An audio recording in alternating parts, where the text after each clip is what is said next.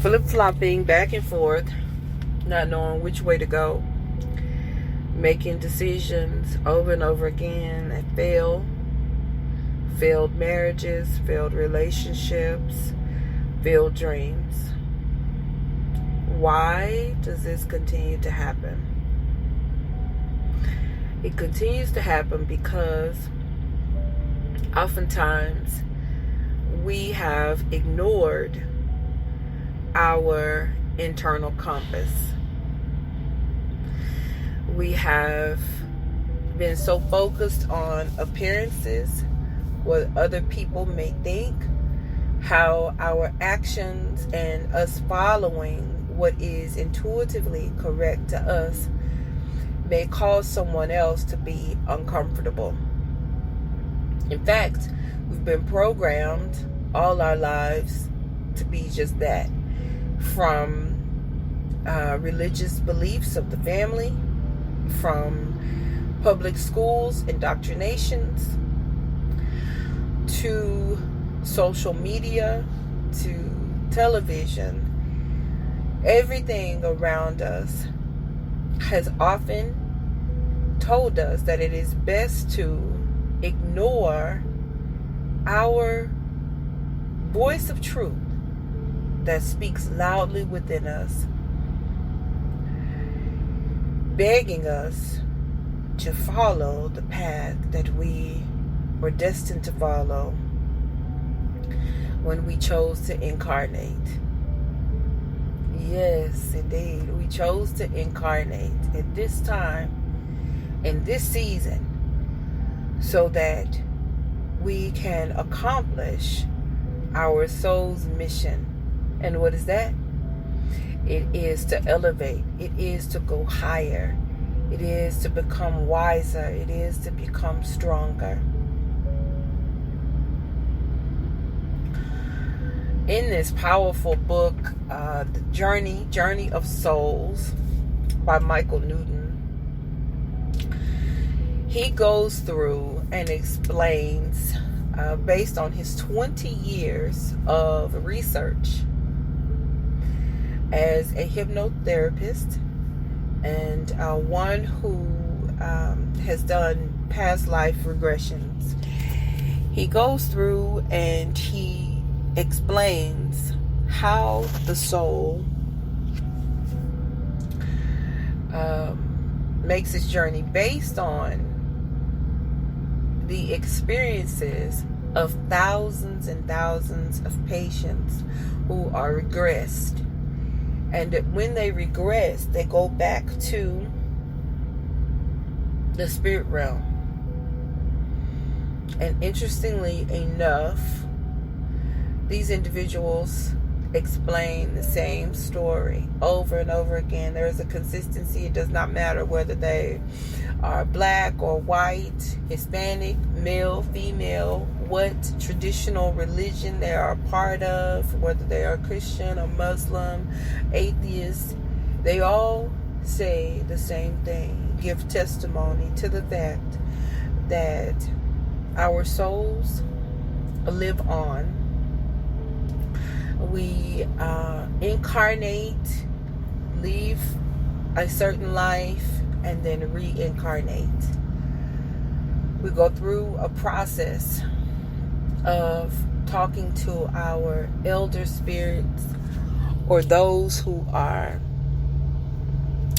our spirit guides, as it were, and we discuss what it is that we want to learn in this next incarnation.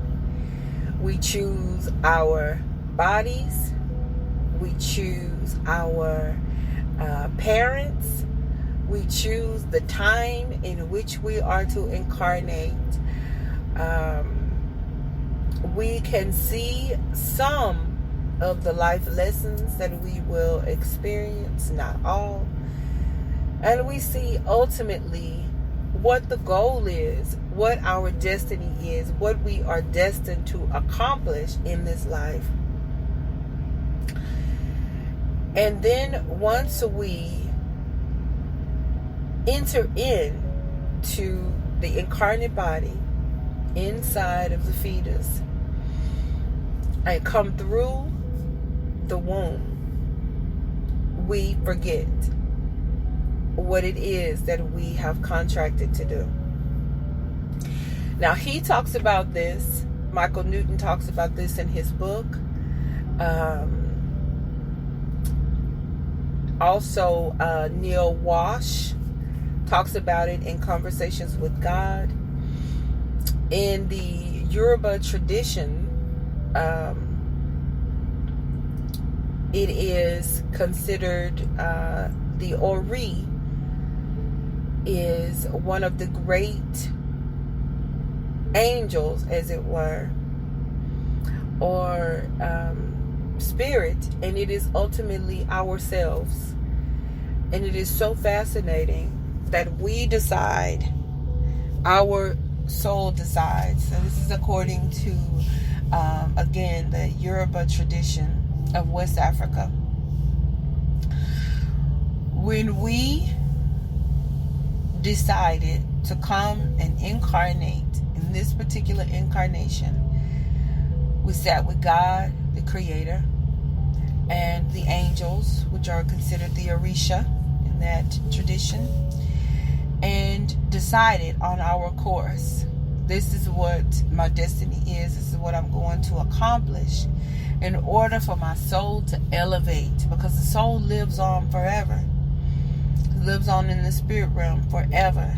And the goal of the soul is to elevate, become wiser and stronger, more connected with the Creator, undivided.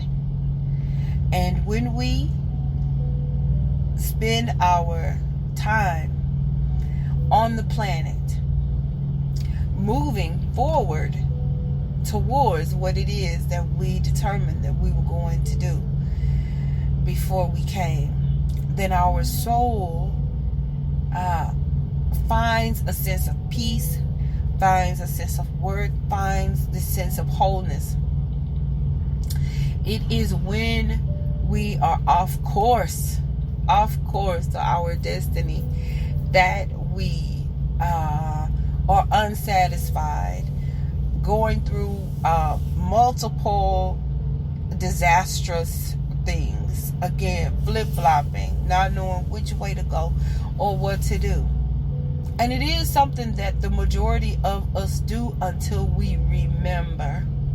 Again, when we come through the birth canal, as I was saying, in the Yoruba tradition and in multiple other traditions, spiritual traditions that have this knowledge, this wisdom, it is an understanding that we agree to have a veil pulled over our eyes, so that as a test, as a part of the soul's journey, we come in and we will get glimpses of what we should be doing, and we will have signposts everywhere. But it is our choice to reconnect with the divine, reconnect with our divine purpose, reconnect with our head, the Ori, as is in the Yoruba tradition, which is us, which is our higher self, which is our self in the spirit realm, in the plan that we came up with before we incarnated in this earth to be able to carry out. So you say, okay, if it be so, how am I supposed to know which way I'm going? There are multiple tools, multiple signposts. I remember I was at a church conference, and there was a woman speaker, very powerful. I cannot even remember her name, and she was from Argentina. And I will never forget, she said, when God wants to get a message through to you, if God has to drop a brick with a sticky note on it while you are sitting under a tree on your head to get you to hear the message and see the message, you will get it. The divine, or God, life, or universe, or Olodumare, or whatever fits your soul, whatever feels more comfortable to you, it's calling the divine. When there is a message for you to have, it is coming to you. God is always speaking. God is always giving you instruction. God is always calling you. Remember. Remember. When I think about this word, remember, it is with an understanding that our soul, our higher self, our truest, highest self, that is completely in alignment, is calling us from spirit. And the spirit guides and the ancestors are calling us and saying, come back to yourself. I remember my grandmother used to say, come back to yourself. Old folks, she would say, come back to yourself. You need to come to yourself. Come to yourself. If you were acting out or acting in a way that was not true to form, come to yourself and get yourself together. Think about that term. Come to yourself. Get yourself together. It is the same as saying remember. Because if you have to get yourself together, that means that there is a separation of yourself to who you truly are. Get yourself together.